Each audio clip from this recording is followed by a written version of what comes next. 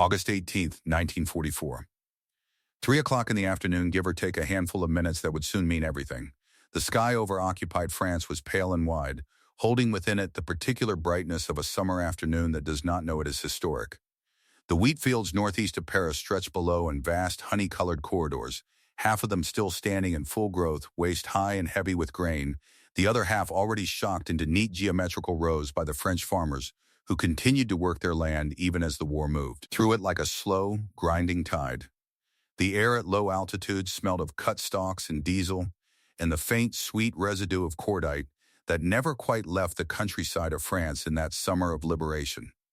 At several hundred feet above that countryside, the sound came first. It was the sound that men on the ground had already learned to recognize by instinct, the deep, resonant throb of a Packard-built Rolls-Royce Merlin the 5th 12 engine at full military power. Not the clatter of a piston engine pressed too hard, nor the high whine of something mechanical in distress. This was something altogether different. A sound that pilots described as rich and full inside the cockpit, a sound that one veteran test pilot wrote was unlike anything else that had ever been mounted inside a fuselage. It was the sound of 4 North American P-51 Mustangs flying in low formation, the sound of the 8th Air Force's most lethal instrument over occupied Europe, sweeping the railway lines northeast of Paris in search of targets that would bleed the Wehrmacht supply lines and accelerate the Allied breakout from Normandy. 4 silver aircraft, 1 squadron commander, and 2 of those 4 men would soon face something no military regulation had ever anticipated, because no one in the history of American military aviation had thought it possible, or, as General James Doolittle himself would later remark with a dry grin, thought it sufficiently sane to prohibit. To understand what happened in that wheat field outside Soissons on the afternoon of August 18, 1944, it is necessary to understand the particular moment in which it occurred and the particular men who were bound together by it. By the high summer of 1944, the air war over Europe had entered a phase of overwhelming Allied dominance that had been earned at enormous cost across the preceding 2 years. The 8th Air Force, operating from bases across southern England, had fought its way through the catastrophic early years of unescorted daylight bombing, years in which the B-17 and B-24 crews of the heavy bomb groups bled at a rate that staggered even the men who commanded them. The introduction of the P-51 Mustang as a long-range escort fighter in late 1943 had fundamentally altered the calculus of the air war. Fitted with the Merlin engine, that same Packard-built V-12, producing nearly 1,700 horsepower, the Mustang could now escort bombers all the way to Berlin and back, a feat that had previously been considered physically impossible for a single-engine fighter. By the spring and summer of 1944, the Luftwaffe had been broken as a strategic force. Its best pilots had been ground down through months of attrition fighting, and its replacement pilots were being thrown into combat with less than half the training hours of the men they were replacing. The 355th Fighter Group, based at Steeple Morden in Cambridgeshire, was among the most capable units of this newly dominant American Air Force.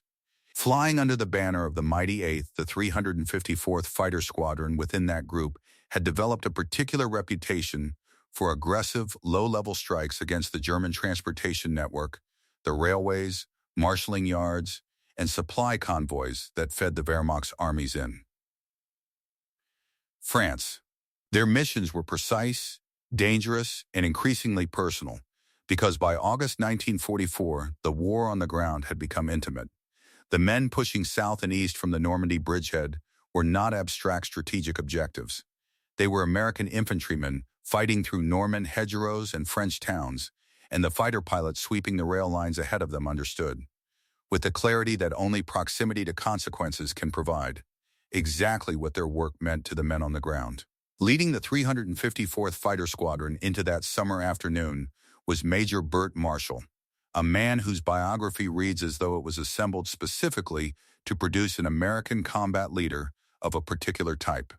He was from Greenville, Texas, and as a young man he had been the only quarterback in the state's history to earn all-state honors 3 consecutive years with the Greenville Lions before taking his talent to Vanderbilt University. He was, in the estimation of every man who flew under him, a natural, possessed of the kind of innate authority that inspires not compliance, but genuine devotion. He had arrived in England with over 2,200 hours of single-engine flight time logged during years as an instructor in the training command stateside, and he had wasted no time demonstrating that this accumulated craft translated directly into combat effectiveness. D-Day had been only his second combat mission ever. He shot down his first German aircraft on that day. By August, he was a 5-victory ace, a major, and a squadron commander, an ascent of remarkable speed that crucially provoked no resentment among the veteran pilots around him, because they had all watched it happen and understood it to be earned. He also carried a reputation, affectionately noted by the men of his squadron, for not always matching the number of his wheels-down landings to the number of his takeoffs. He had already bellied in 2 P-51s with severe damage before this August afternoon. His aggressive approach to low-level attack runs made such outcomes statistically inevitable. The men who flew with him accepted this as the natural cost of his extraordinary effectiveness. Flying as number 3 in Marshall's Red Flight that afternoon was Lieutenant Royce Priest, a young man from Texas whose path to the cockpit had been anything but direct. He had run away from school before graduating, lied about his age to enlist in the Army Air Corps, and spent years trying by any available mechanism to get himself into a cockpit. He had taken the West Point entrance examination 3 consecutive times, failing the first 2 and passing the third, only to be notified of his acceptance to the academy on the same day that he received his pilot's wings from the class of 43J at Craig Field, Alabama. He had looked at the gold wings in one hand and the West Point appointment in the other, and chosen the wings without hesitation. Before arriving at the 354th, he had trained as a glider pilot, a skill that, in ways he could not then have foreseen, would later save 2 lives in a French wheat field. He had arrived at Steeple Morden on June 2nd or 3rd of 1944, a day before Bert Marshall himself, with approximately 225 hours of total flight time and a particular, deeply personal admiration for the man who would become his squadron commander. He had followed Marshall's athletic career from his high school football days in Greenville. He later wrote that meeting Marshall and being assigned to the same squadron felt like the convergence of everything he had worked toward. He had not quite 225 hours in a P-51 when the flak trap opened. The 354th had been working the rail lines northeast of Paris, hunting the marshalling yards that fed the German forces, still contesting the Allied breakout from Normandy. They arrived at their primary target, a large concentration of railway traffic near Soissons, only to find that many of the rail cars carried red crosses painted on their roofs. Marshall, honoring the laws of war without hesitation, turned the flight east to find an alternative target. They followed the tracks for another 20 miles and found what appeared to be another large concentration of rail traffic near the area of Saint-Étienne. Standard tactical procedure for such a situation called for the flight leader to dispatch one element for a closer inspection of the target's defenses before committing. Marshall chose instead to lead the inspection himself, personally, directing the rest of the group to orbit at a safe distance while he and his 3 men swept in low to assess the target. It was the kind of decision that had made him an ace in 3 months, and that had also already cost him 2 aircraft. The rail car fell open as they made their first pass. The sides dropped away like the walls of a stage set, and what had appeared to be freight cars revealed themselves as gun platforms, 20mm and 40mm anti-aircraft cannon barrels swinging to track the incoming fighters. The Germans had laid the trap with patience and precision. It was a classic Wehrmacht ambush technique, employed with growing frequency as German commanders sought to compensate for their air inferiority by converting ground installations into lethal surprises for the fighter bombers that were strangling their supply network. The burst caught Marshall's P-51 under the exhaust stack and directly behind the radiator scoop. 2 hits of that caliber, in those locations, meant one thing. The airplane was no longer an airplane. It was a burning, smoking machine losing the fight to stay airborne.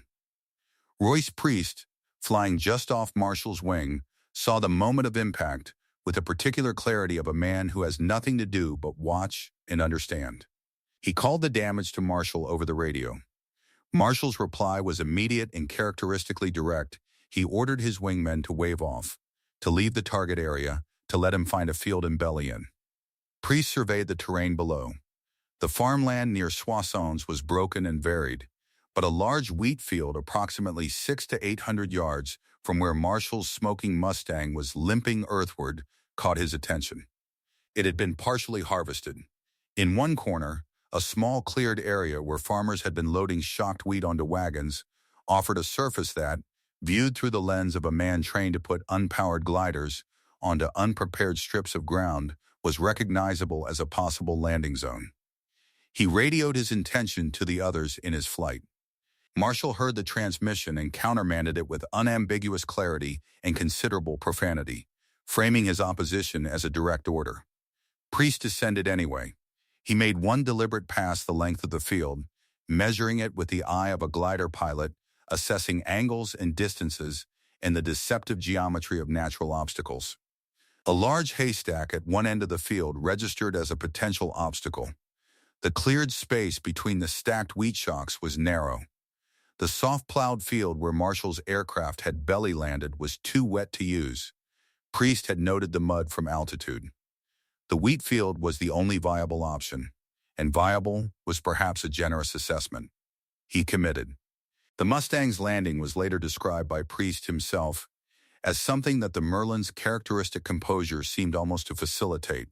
Full flaps, minimum airspeed, nose held high as the airplane came over the field boundary, and then, as he eased the power all the way back, the aircraft settled between the rows of shocked wheat with a clatter of dry stalks against metal and came to a lurching stop well short of the concealed ditch running along the field's northwestern boundary. He had not known the ditch was there. When he taxied at speed toward the crash site to look for Marshall, he barely detected it in time to slam the rudder and brake and bring the airplane to a shuddering stop feet from the edge. He stood in the cockpit to find his commander. He found instead a truckload of German infantry half a mile to the northwest and closing. The two remaining pilots of Red Flight, Woolard and Wood, were still overhead, and Priest called them to the threat. They came down hard on the truck, 4.50 caliber machine guns in each aircraft, tearing through the vehicle and the road around it, leaving a column of black smoke where the German patrol had been. But the same radio call that reported the truck's destruction carried a companion warning. Another and larger force was moving down the main road a mile further north. Time was compressing rapidly.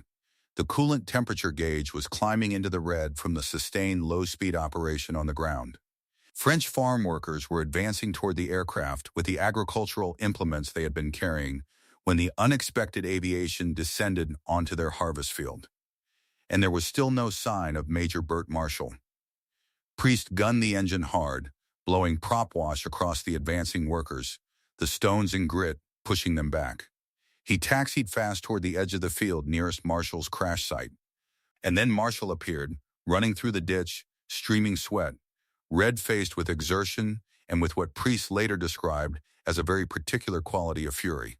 The thermite grenade had already done its work on the crashed P-51. The aircraft was finished.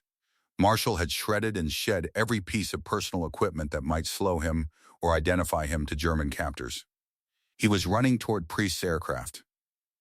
And then he stopped and refused to get in. He repeated the order. He told Priest to leave. The Germans were close enough that the arithmetic was clear to anyone who could read a map. There was one aircraft. There was one seat. And there were two men.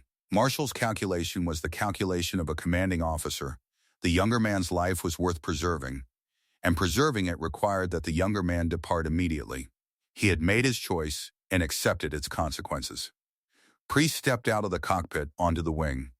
He reached back and unclipped his parachute and his dinghy pack. He pulled the ripcord and released the chute, spilling its canopy uselessly across the field. The act required no words. It required only the demonstration of a fact that Marshall could not argue with. There was no parachute, and therefore there would be no solo departure. If the aircraft left this field, it would leave carrying both of them, or it would leave carrying neither. Marshall looked at the spilled parachute. He looked at the young lieutenant who had disobeyed 2 direct orders in the last 10 minutes, had landed a P-51 in a harvested wheat field in occupied France, and had now rendered his own means of escape worthless as a declaration of intent. He shook his head. He climbed in first, taking the seat because he had more total hours, and because in any situation involving a P-51 and a decision to be made, Bert Marshall in the seat was the better mathematical outcome. Then Priest folded himself in on top, chest against the major's back, head pressed forward and downward until it sat just above the gun sight, the canopy pressing down on the crowded geometry of 2 full-grown men in a space designed by North American aviation's engineers for a single pilot of average build. The P-51D's cockpit measured exactly 2 feet in width. Every inch of that specification was now accounted for and exceeded. The canopy, lowered with difficulty, locked into place. The Merlin engine, still running, still cooling the radiator with whatever working fluid remained in the system, delivered its sound into that cramped aluminum enclosure, rich and full, as Priest had always described it from the inside, like a choir of precisely calibrated mechanical voices.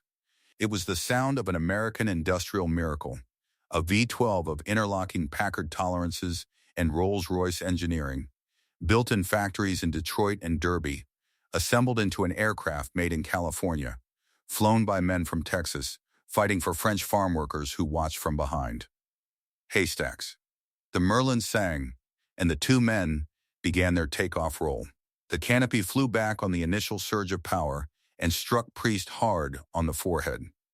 Marshall, with that particular calmness of men who have surrendered to circumstance and chosen to manage it rather than resist it, reached around and locked it closed. He said 2 words that Priest later remembered for the rest of his life. The takeoff resumed.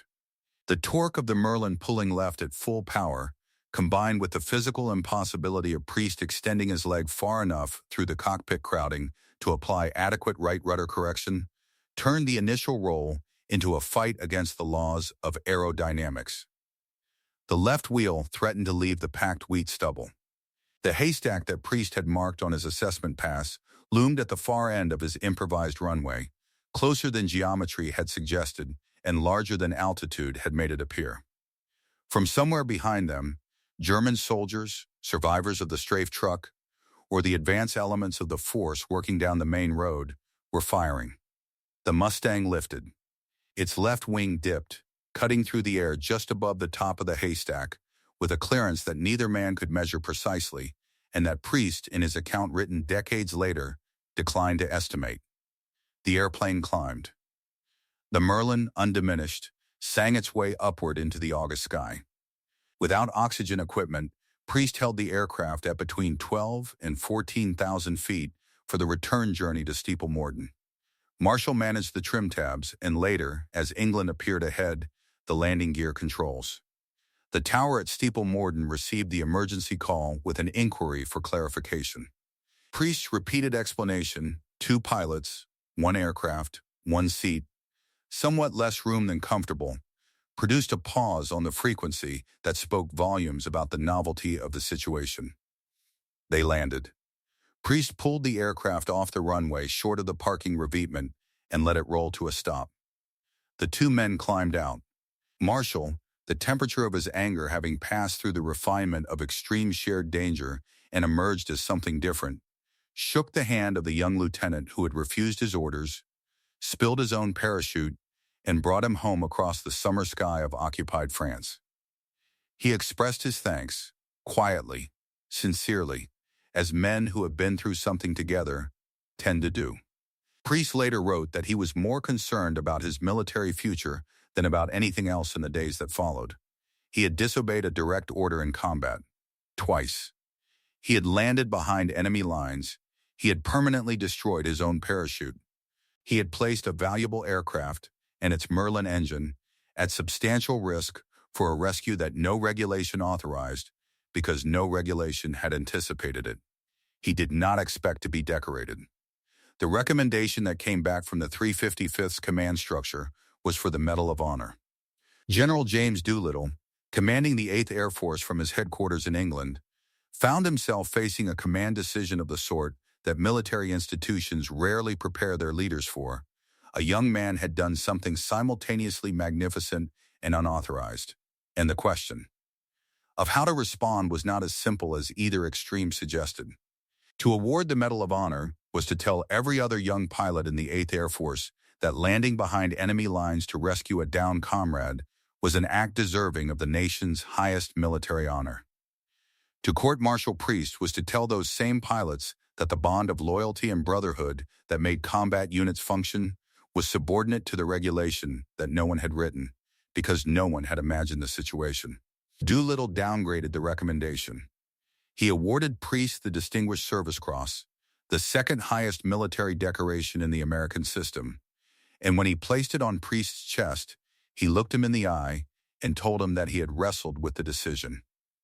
The explanation Doolittle offered was precise and honest. He could not set a precedent that would encourage other pilots to attempt the same thing, because the next attempt might end in 2 deaths rather than 1 rescue. He said that in all his years of experience and all his volumes of regulations, he had never thought to write a rule forbidding pilots from landing behind enemy lines to attempt a personal rescue of a downed comrade. He said this was because such an act was, by any reasonable measurement, too irrational to have been deemed worth prohibiting. Shortly after presenting the Distinguished Service Cross, General Doolittle issued a sternly worded order prohibiting any further such attempts. The war continued. Major Burt Marshall would be shot down again 3 weeks later, on September 8, 1944, and would spend 8 days evading German forces on the ground before being picked up by an American reconnaissance unit behind the German lines. He would finish the war with the Silver Star for his leadership of the 354th Fighter Squadron. Both men went on to long careers in what became the United States Air Force. Priest became an ace on November 26, 1944, the last mission of his first combat tour, when he shot down 2 Focke-Wulf 190s during a battle involving Germany's JG-301 south of Misburg. He achieved his 5th and final aerial victory that day in an aircraft built for 1 man, flown by a pilot who had already demonstrated that the machine's specifications were, at least in matters of the human spirit, approximate, and the wheat field outside Soissons returned to being a wheat field. In the years that followed, 5 members of Royce Priest's family visited the site in France.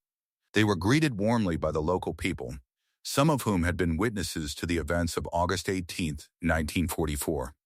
One of them, by then an elderly gentleman, had been a 14-year-old boy hiding in the haystack that the departing Mustang had cleared by the margin of whatever Providence allows for in matters of extreme urgency. He wrote to Priest afterward to ask whether Priest had been aware of the German soldiers concealed in the road ditch along the field's boundary during the takeoff roll. Priest confirmed that he had been aware. He had seen them as they began to fire. He had noted them as a factor and proceeded anyway. This is what made the Merlin engine sound different from every other sound in the summer sky of 1944. It was not simply the sound of an aircraft engine. It was the sound of a civilization that had decided, at enormous industrial scale, to build machines that could carry human beings not merely into battle but across it.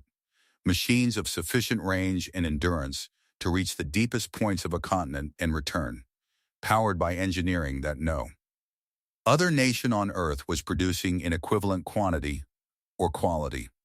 The P-51 Mustang was, in the fullest sense, the material expression of a society organized around abundance.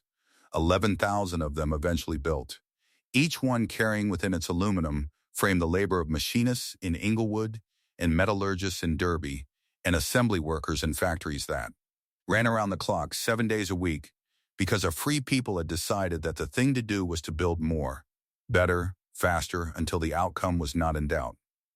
But what happened in that French wheat field was not an expression of abundance.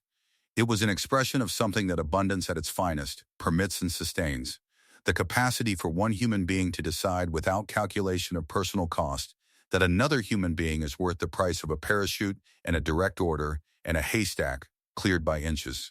The Germans who set the flak trap in those rail cars understood their enemy's machines. They had studied the P-51's performance characteristics with the thoroughness of professionals who understood that the aircraft was superior to what they could field. They knew the Merlin engine's output and the Mustang's combat radius, and the devastation that 650 caliber machine guns could visit upon a marshalling yard at low altitude. What they had calculated was the mathematics of the situation. One aircraft damaged, one pilot down, one pilot ordered to depart. What they had not calculated, what their ideology, with its particular emphasis on the expendability of individuals in service of the collective, was perhaps structurally incapable of calculating, was the specific weight that an American lieutenant in the summer of 1944 assigned to a man he had admired since his Texas high school days, and the particular quality of stubbornness with which that weight expressed itself in the form of a pulled ripcord and a spilled parachute. The German patrol watched through the dust and smoke of their destroyed truck as a P-51 Mustang, apparently incapacitated on the ground, came back to life. Its engine, that distinctive Merlin voice, unmistakable to anyone who had spent time under the air war, rose to full power in the early afternoon silence. The airplane moved. It accelerated. It cleared the haystack at the end of the field by an amount that neither geometry nor probability fully explained. It climbed, and as it climbed the sound of it diminished into the blue, and the wheat field was quiet again, except for the distant crackling of Marshall's thermite burned P-51, and the very particular silence of an anticipated capture that had not happened. Some moments in history carry weight far beyond their tactical significance. The Allied advance out of Normandy did not depend on the return of Major Burt Marshall to Steeple Morden. The war's outcome was not altered by the presence or absence of one more experienced P-51 pilot in the 354th Fighter Squadron's order of battle. What happened in that wheat field was not strategically decisive. It was something more durable than strategy. It was the demonstration of a proposition, not spoken, because the two men involved did not waste words on propositions, that within the structure of a free society at war, the individual is not expendable. Not to the man flying beside him, not to the lieutenant who turned down West Point for gold wings and a dream of flight. Not to the young Texan who had, by every rational measurement, nothing to gain from landing his P-51 in a harvested wheat field 20 miles behind German lines, except the specific satisfaction of having been unwilling to abandon a man who deserved better. Freedom is not only the doctrine written into founding documents and war aims and presidential addresses. It lives in the particular weight of a ripcord pulled. It lives in the sound of a Merlin engine climbing away from a wheat field, carrying two men who by every reasonable expectation should have been separated by barbed wire and interrogation rooms and the long gray years of a prison camp. It lives in the capacity of human beings to surprise the expectations of those who believe that the world is governed by force alone. On August 18, 1944, at approximately 2:30 in the afternoon, by the time they crossed back into friendly airspace, that sound rose over the countryside of France and moved northwest, toward England, toward Steeple Morden, toward the wooden chairs at the debriefing table and the cups of tea that someone at Steeple Morden always managed to produce, and toward the tower operator who received the emergency call and asked for clarification, and could not quite believe the answer, because this too is a mark of freedom, that it is always, and precisely, somewhat more than what was thought possible.